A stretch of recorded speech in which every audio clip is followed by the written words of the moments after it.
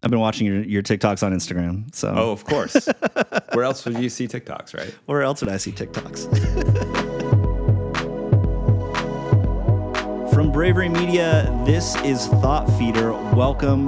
My name is Joel Goodman. With me, as always, is the mythical John Steven Stansel. And hey, we're back. Like, it's been forever, and we've put some lost episodes out, but we're back. It's good to see you, JS. Yeah, it's good to see you as well. It's been almost over a year now. So, yeah. So, JS, I think last time we officially recorded, you were dipping your toes into the freelance world, and now you're back to a full-time gig, right? Oh my goodness, it's been a year. It's a lot of learning, really busy, a lot in a good way. I did the freelance life for about a year, worked with some amazing clients in the startup world, in the entertainment industry, comic books, movies, TV shows, all of that. And one of my clients said, "Hey, we've got a company that we work with. They've got an opening. Would you be interested in talking to them?" And it was Chaotic Good Studios. So right away, the name was like, okay, this sounds awesome. And spoke with them thinking they were going to be another freelance client, but they were actually wanting to bring, interested in hiring full time. And I was a little hesitant about leaving freelance because I was enjoying it. And, but I can't talk too much about it because like my NDAs have NDAs, like it's very secret, but they said, we want you to come work on these projects. And that was just too exciting to say no to. So I've been doing that since November of last year and really enjoying working with them. They do franchise management in the entertainment industry. So mainly focusing on sci-fi and fantasy franchises. So from books, movies, TV shows, video games, all of that, and working with lots of different things, which is really exciting. So it's a kind of a new challenge every day, kind of get to put my finger in a lot of different pots and play around and just have learned a ton. It's been a blast. You were living your best geek life when you were doing, the freelance work, and then you got this job, and it sounded like you were living an even better best geek life. Extremely nerdy, and I get to do social for nerd stuff, and it's and build strategy, and kind of it's a little bit less of the day-to-day social media management and a little bit more of big picture strategy building. We have an amazing, get to work with a team of, I'm not doing all the things by myself. We actually have like a incredibly intelligent data team that parses so much social listening data, and we get to and then build strategy off of that. It's really fascinating, and really, I'm also learning a lot of lessons that I feel like higher ed could use. Like a lot of the things that I wanted to implement during my time in higher ed, and feel kind of validated. Like, oh yeah, this is what gets done in social media when you have resources and you are working with people that really understand the value of social media. So without touching on anything that an NDA would prevent you from touching on, like I'd love to hear like some of the differences that you're experiencing between the day-to-day stuff versus being able to step back and do a little bit more of this strategy and planning and putting thoughtfulness into it, because we've touched on that a lot in past episodes, and I mean just in conversations with everyone we know in the higher ed industry. But what are some of the benefits that you've seen with doing that and have felt are just like really important to being able to do good work? Well, it's being able to zoom out, bigger picture, and plan more long term of what's going to happen, not just next week, but months from now, when things happen, when maybe a trailer launches or for a film, or just almost like, even working on what an account that doesn't even exist yet is going to look like, how it's going to be launched, where it's going to be in a year, all of that planning, rather than just like, oh, we're starting an account today, and wouldn't it be fun to have a TikTok for this department? It's no, okay, what is our overall social strategy even before accounts get started, even before anything is going on, it has been really interesting. It's a change of pace because it feels very theoretical sometimes, where it's like, okay, this property hasn't even been created yet, and we're planning out the social media strategy for it. Sometimes like 2 or 3 years ahead of time. Do you feel like you're in your element? Like, so, because like, I think you always really enjoyed the day-to-day management, despite the frustrations that just come with any large organization that isn't really putting the proper emphasis on the practice. But like, if you were to weigh between the two of doing less of the day-to-day and more of the strategy versus the actual being out there on the web, on the internet, talking to people, where do you kind of lie in your favoritism between them? I think it has to be split evenly. And I do get to do a little bit of day to day here and there, but it's nice to be able to focus big picture rather than just like, okay, what are we doing today, or how are we responding to this, and be more thoughtful and mindful of what we're doing rather than like reacting to the most recent need.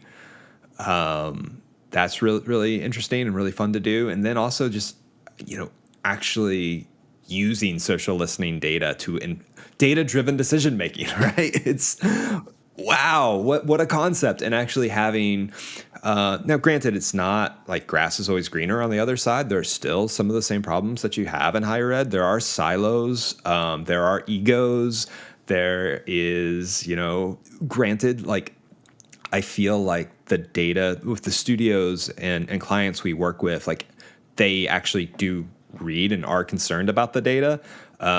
They don't always draw the same conclusions we do, and it takes some convincing to do. But I do feel like the social is more valued and the data is more valued than it is in at least my higher ed experience and from many other higher ed folks I've talked to. So that's really good. And I think that's a lesson that, higher ed needs to learn, where you say, like, look, these other industries are doing this. They're capitalizing on their social listening data. And you need to be doing this too, because it's really useful. Do you think institutions can afford to do maybe not the level that, your current employer can, but like, I keep going back to like where money is spent in higher ed. And I wonder if this is something that most schools can afford, or maybe it's something that they just need to rearrange their budgets for to make. Can they afford not to, Joel? There you go. That's the question. Well, it just comes down to like, I don't think budgets need to be arranged. Like, hey, maybe you don't need that airport advertising. I was just in an airport yesterday and looking at all the university ads and thinking like knowing how much money those cost and what they could get with that same amount of money in social if they were to invest there, and what value they would get. That has been one culture shock, is actually having budget to do stuff. Like the first big strategy assignment I was given, I came up with all these ways to save money, and like we could do this and we could reuse this and save money here and save money there. And my bosses were like, whoa, the client has money. Let's do it the right way for Don't, them. shoot for the moon. If they think it's too expensive, we can scale back. But like the social budget is them saving money. So that has been an adjustment of being like, oh, wow, I actually do have money to spend. And like, I don't have to make all of these assets by myself. Like I can say, oh, we need a video that does X, Y, and Z. And I'm not the one filming it and creating it. Like I can actually hire a video team to go make this thing, or even just basic graphics. Like I don't have to be the one to make it, which is really nice and a luxury that I'm really lucky to have. So yeah, that's been really exciting and taking some getting used to. And again, higher ed, granted, does not have the same budget that, a giant motion picture does, but they can find at least some of that money and reallocate things to make it happen, because it's important. And I think it's a better use of your money than an airport ad that most people just ignore. Totally. I was flying out to Charlottesville, Virginia for a client visit a month ago, a couple months ago, and I thought the same thing. I walked like through the terminal and I just saw this giant full wall ad, like at the end of like walking actually through the doors of my gate, like walking into the airport. I'm like, oh, that's one, not my client, but like the like a just giant university banner. I'm like, if you're going through an airport, I don't think that billboard, that like piece of wallpaper is the thing that's gonna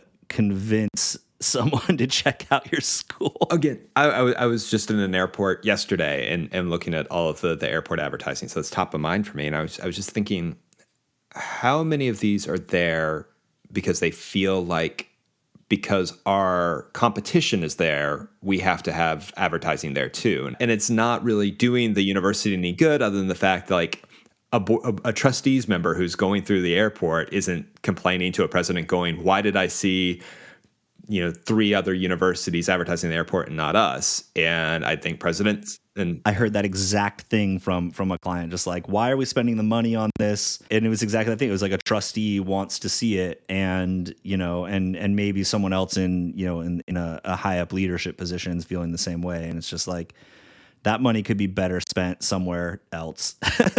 Exactly. Budgets are tight, and I harp on billboards and stuff like that, and they've got their place, but the amount of money spent on it that could be better allocated in other areas is just but yeah, so I've been staying super busy, which is good. I've been really enjoying what I'm doing. Doing a few side freelance gigs. I'm still doing a little work on Invincible between seasons. No, I don't know when season 2 is going to come out. I know they're working really hard and going to make it really good. Yeah, I've been getting to do that. I just spoke at Georgia Tourism Conference yesterday. It was my first in-person speaking engagement since the pandemic, and I missed being in front of a crowd. Like, doing conferences virtually, via Zoom, it's great, but that you can still do it, but you just not being able to see the audience, not being able to kind of play off their energy. I really missed that. So hopefully I'll get to do a bit more of that. I'm speaking at High Ed Web about specifically like what higher ed can learn from the entertainment industry. I have not put that together yet, but I've got some ideas. I think it'll mainly focus a lot on the social listening aspect and what the entertainment industry does as far as social listening and how they respond to that and how that informs decision making on very high level stuff, not just like the marketing, but like what the plot of the sequel is going to be. So like major decisions are made based upon what the fans want to see. So I'm looking forward to your talk, and I don't think they pitted us against each other at High Ed Web. I'm trying to remember. I don't think so. I think maybe mine's like right before or right after your session. So, so I'll at least get to hear you talk. Excellent. I love High Ed Web so much. Like, they're so good about how they arrange their sessions, and there's always like, those are tough choices you've got to make, like, am I going to go see this session or this one? But generally they do a really good job of kind of lining up in a way where if your interest is one thing, you've got time to go see other stuff, but there's not too many conflicts there. So that's really good. I'm looking forward to that. So, but Joel, Bravery is growing. Like, I saw you've hired new people, you're taking on new projects. Like, what have you been doing this past year? Yeah, so things blew up last year. I think actually when we were probably recording our last episode, Thought Feeder last year, I was realizing how many marketing departments in higher ed had not spent any of their budget in the previous year and needed to hit that year-end that fiscal year-end. We got to spend this so we can get budget next year sort of mark. And so I started doing a lot more strategy work. We've been doing a ton of research, a lot more like UX research, general usability research, a lot of SEO, working with my friend JP Rains up in Canada, and just really digging into data. And then the whole idea was to turn around and give institutions a game plan. Like, we're going to just audit your full website. We'll look at design, we'll look at content, we'll look at competitors, we'll look at gap analysis, look at SEO, all this stuff. And then we'll tell you exactly what to do to fix it. And if you want to work with Bravery to do that, that's cool. We're happy to come in and help actually do the execution. If you want to take it to another agency that you have, or you want to do it in-house, awesome. You've got a roadmap. Like, you can just take it on. And those are fun, and I love doing those because you start to see a lot more commonalities between different institutions where, like, they're doing this one thing wrong that's pretty easy to fix, and they can get really big gains and improvements from it.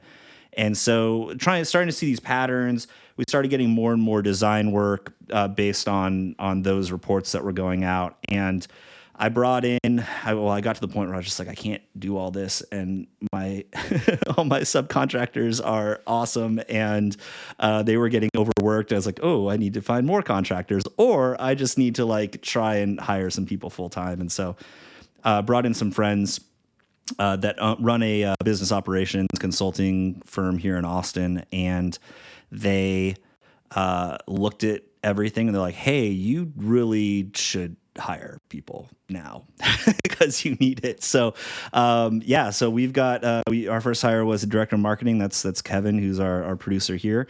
And people have been asking me, like, why did you hire a director of marketing first? I was like, because I don't have time to do it.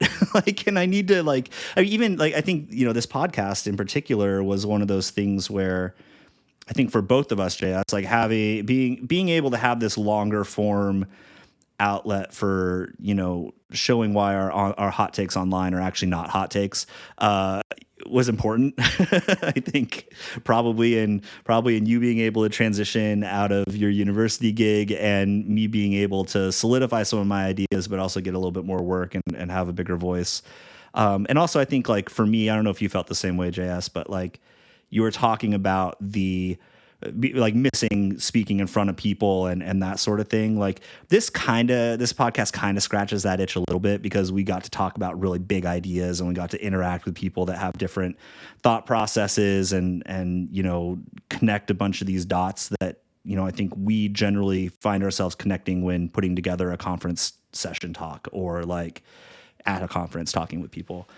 And so, I missed that, and I didn't have time to edit episodes, and you didn't have time to edit episodes. And I agree. I think, like, my whole motivation for having this podcast is purely greed, as far as getting to talk to people that I'm interested in, or doing interesting things, and just wanting to have an excuse to have a conversation with really smart people that I see online and would like to have more than just 280 character exchanges with. So I'm looking forward to bringing on some more guests and talking to some other folks, and in higher ed and out, and like shifting out of higher ed and learning lessons that I think we can share with our audience and share with others of like, here, this is what higher ed can start doing, because so many other industries are doing these things, and higher ed's going to get left behind. And we need to play some catch up. And that's part of that goes back to part of the work that we've been doing. We've been trying to figure out what these gaps are at institutions, not just in terms of what they're doing or not doing, but staffing. And, we've seen a lot of the reports coming out from, Simpson Scarborough did a big CMO survey. There's been a couple of other larger agencies that have looked into how the temperature of the current state of employment within higher ed is going. Was that Inside Higher Ed article where the survey was like over 50% of current university employees are thinking about leaving within the year.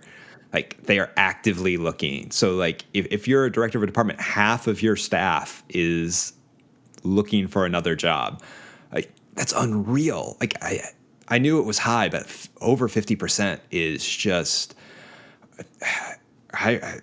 There's going to be there already is a staffing problem in higher ed. There already is a staffing problem. It's already there, and it's just going to get worse. And what can higher ed do to retain talent? Like, almost every time I check Twitter or LinkedIn, it's another person from higher ed going, okay, I've got a new job, and it's either A, they're leaving the industry entirely, they're moving into the private sector but still in higher ed, or they're going to another university. That last category is by far the smallest. Maybe I'm just a pessimist. I mean, I probably am. But retain, like, we talk about like how do we retain talent in higher ed and do all this? Like, I don't know that higher ed can. I don't know that they should, honestly. Like, I think that the only ways that they can retain talent are going to be by completely upending their kind of their human resources and care for staffing, because one of the big issues, and like we see, you and I, JS, know a couple of really really good folks that have been on this podcast and folks that haven't been, that are working to make sure that their staff have flexible work options, can be remote, even if it's even partial, that sort of a thing. But coming out of a pandemic where most of the people we know in higher ed were far more productive working from home or wherever they wanted to work from than they were in an office. You even at the time, and then being forced to come back in the office. Now that we're kind of living with COVID as an ever-present boogeyman in the in the world. Like, that's frustrating, I think, for a lot of folks, because they had a year and a half to 2 years to kind of structure their lives around this flexibility and figure out how to work in modalities that allowed them to get a lot of the work done, or all of the work done, and probably more work than they would have if they were in the office. And now they're being asked to upend that, and without more pay, without better benefits. If you work for a state school, like, you usually get pretty good benefits, but like private institutions, a little bit iffier. Without childcare considerations, all this stuff that you can get in any other industry. I don't know that higher ed can or should retain that talent, because they're going to have to just sink a lot of money into a single person that may be very good when they really need a team. But if they're getting a team, they're only going to get a team of kind of okay, mediocre type people that are learning and entry level, and all the really good folks that have been in higher ed and have suffered and have realized how disrespected they are leaving for other industries. Yeah, I don't think it's anything like we can fix. It's a perfect storm of so many factors. Like, there's only so much a person will do for the mission of higher ed. Like, how much sacrifice they will make for that mission. Like, for the longest time, and I still believe in the mission of higher ed, but what am I willing to sacrifice for it? Okay, maybe I'll take a little bit lower pay, but if you can't give me the lower pay, the higher pay, at least give me the flexibility. Give me, take some task off of my plate. Respect is a major factor. I want to feel that all the hard work that I'm doing is being valued, and actually I'm being listened to, and my expertise is valued, rather than, and this is just not just for the realm of Marcom folks and social media folks, but for your student advisors, your admissions counselors, all of those folks. They need to feel valued. They need professional development, and that's another part of budget, and allowing the time and the budget for them to do that needs to be there. There's a lot of like give and take people are willing to do, but it feels almost like higher ed is just kind of take. And that's not everywhere. Like, I don't want to be like the person who left higher ed and it's like, oh, here are all the problems with it, and this is why I left. But I also feel like, having left, that I've got a little more liberty to like say, hey, here are the problems that need to be fixed, without being like, oh, I hope I don't lose my job because I'm saying this. So I don't want to come across as like a downer on higher ed, but it has real problems that need to be faced, and they are losing talent left and right. And you can't just fill it with fresh graduates who don't really want to leave campus yet and take an admission counselor job or fill that social media manager role, because you're not going to, you can't. I mean, experience is so valuable. Well, and the competition levels are so different these days too. I mean, because I think you and I both entered higher ed fairly early in our careers. Like, I mean, me, it was, after working at Old Navy for 8 months, it was my first gig with a real full-time job with a salary that was way too low and benefits that weren't good. And I just kind of like jumped into everything that I now know and have started developing in that role. But the competition levels were completely different in the early aughts or even the mid aughts. And for people that started working in this industry in the 90s or the 80s, like that's even less of a competitive level, because we're at the point where we're all compete, like all the institutions are competing with each other. And then now we're competing with these outside pressures from, like there's been a bunch of news about OPMs going under, or like, the Arizona State like buying their OPM, which, yeah, of course, that also is something that happens, I guess. But the pressures aren't just us trying to compete and find a unique brand position for our institution and competing against other institutions. It's us competing with all these external tech pressures, with the general discourse in society about the value of higher education, about all this stuff, about different online learning capabilities, about giant tech companies, you basically having their own universities in-house to train people to stay within their kind of walled garden. Like it's a different animal. And if you just have someone that's very green coming in without any leadership that can help grow them and sustain them into becoming a good marketer, and because you've lost all your staff, you can't compete at that level. Like you can't even really make a difference unless that person gets real lucky or is extremely good. Yeah, and if they are extremely, extremely good, you need to lay out a path for advancement for them. Like that was one of the frustrations I've always had with higher ed, is like, okay, well, I can do my job really, really well. Where am I right before I left my higher ed position, I was asked myself, if I stay here, where will I be in 5 years? And the only clear path to advancement for me was for one of my bosses to quit and for me to apply for that position and get it, given that everyone else at my level would probably be applying to, as well as outside hires. Like, how do I grow? Like, I want to grow in my field. Like, it's not part of it is money, because we need money to survive. We live in a very, very capitalist society, but also of like, I'd like to have more responsibility and do more things, because I care about the work I do. And it's not like a greedy ambition. It's just, I don't want to stagnate. Even just being able to do your job better, like, you want expansion of budget. You want someone to be hired to take over something so that, like right now, so that you can spend more time figuring out what's a good strategy for this and integrate it more into general marketing plans and all that kind of stuff. I'm not worried about like the day-to-day interactions of social, and I can step back and go, okay, where do we want this account to be in 3 years, rather than, oh, there's a fire I got to put out today, So that's extraordinarily helpful. And in the realm of social, that just does not really exist very much in higher ed. It's whoever's running those accounts is like, what are you doing today? Hey, I need you to post this flyer. And so much time saying no to things that you don't really have time to plan and say yes to stuff. So that's really vital. And, there's just the increasing pressures of higher ed, where everything seems to be absolutely urgent. That's one of the things that strikes me as working in the entertainment industry. I thought the pressure would be higher, and it's actually in some ways a bit lower. Like it's a terrible person to quote, but Henry Kissinger once said the reason why university politics are so vicious is because the stakes are so low.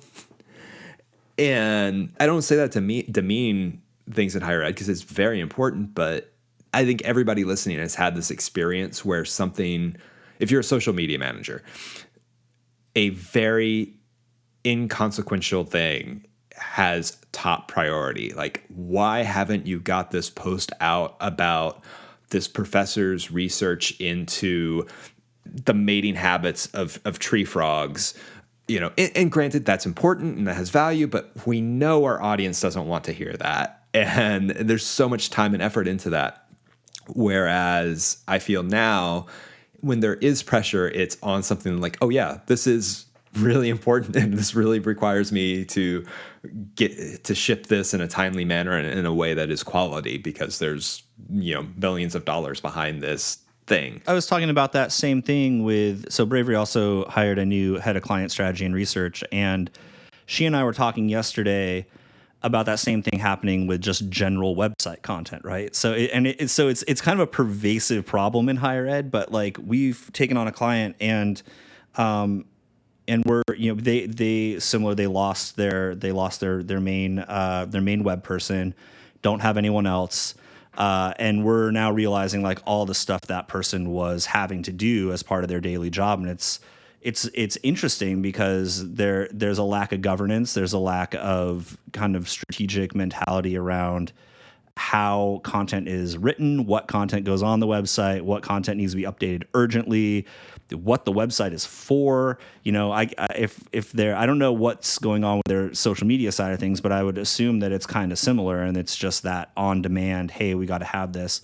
And so part of what we're thinking through at Bravery is how do we put together some, I don't know if it's like really training materials or just kind of like a standard operating procedure document that we can hand over to people. That just says like, okay, there's a problem and we want to help you fix it. So here are our recommendations in terms of putting governance into place, in terms of getting back your control as a marketing office or whoever it is that has control, and making sure that you're not just having to post stuff because someone asked you on demand, because everything is urgent for some reason. And that, because it makes no sense. It makes no sense that putting like you said, I think way like going like deep into the archives of the show, or is like some article about Japanese paper lanterns or something is coming to mind.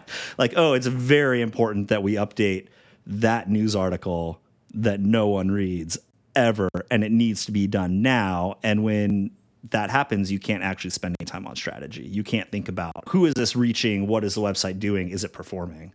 Right. And that's another thing that's striking me about the entertainment industry versus higher ed. Like, you would think egos would be bigger in the entertainment industry than higher ed, but it's about the same, and actually probably skews higher in higher ed.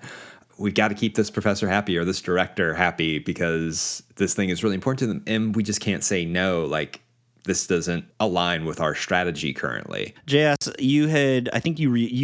I saw you retweet this article that talked about how a bunch of university presidents are kind of scared to be on Twitter, or it may not really be on Twitter, but to be on voice social, opinions, be on social media and voice their opinions, because they're just going to get lambasted by somebody. And no, it was in the Chronicle, and it was an anonymous survey of university presidents and their thoughts on sharing their opinions on social issues or just any issue at all. And the overwhelming response that they saw was just university presidents don't want to speak out on anything because and they feel kind of damned if they do, damned if they don't. And that is true. Like, I've had where we posted the same press release on Twitter and Facebook, and it's been like, on Twitter, the president's accused of being far too conservative, and on Facebook, like, you're super liberal, and like it's the same exact message. Or if they say nothing, they get, they lose control of the narrative. And that's the thing. They're like, oh, I'm just going to say nothing because people are going to attack us either way. So I'd rather, and which I think is just completely cowardly. Like, and when we talk about like social issues, like, human rights is not a social issue that you need to be afraid of making a stance on. Like, and if it's a value of the university, like if your university's one of your pillars, one of your core values is embracing diversity, you need to be a leader and take a stand for those values and be the person that gets the repercussions of it. And I understand that university presidents are under enormous pressure, and they've got to keep state legislatures, boards of trustees happy. They don't want to upset alumni donors. But at some point, you have to say, these are the principles of our university, and we are going to take a stand for that. Or change those university principles, I guess, like, don't say on one hand that you value diversity on your campus and then stay silent outside of it, like not actually represent that anywhere else. Or do the opposite of that. Or do the opposite, yeah. The same principles that you say you value when you're speaking to faculty and staff directly, you need to be willing to say openly in public. It's also part of the job. Like being under scrutiny is part of the job. Don't angle. That's what you signed up for. Don't angle for a presidency if you're not going to actually represent your institution publicly in accurate ways, or hopefully accurate ways. I mean, if you are bigoted and have a bigoted institution, like I guess you should probably be honest about that too. But. Well, I mean, at the end of the day, you're a leader, and a leader has to lead, and you can't just stay silent because you're afraid somebody's going to be mean to you on Twitter.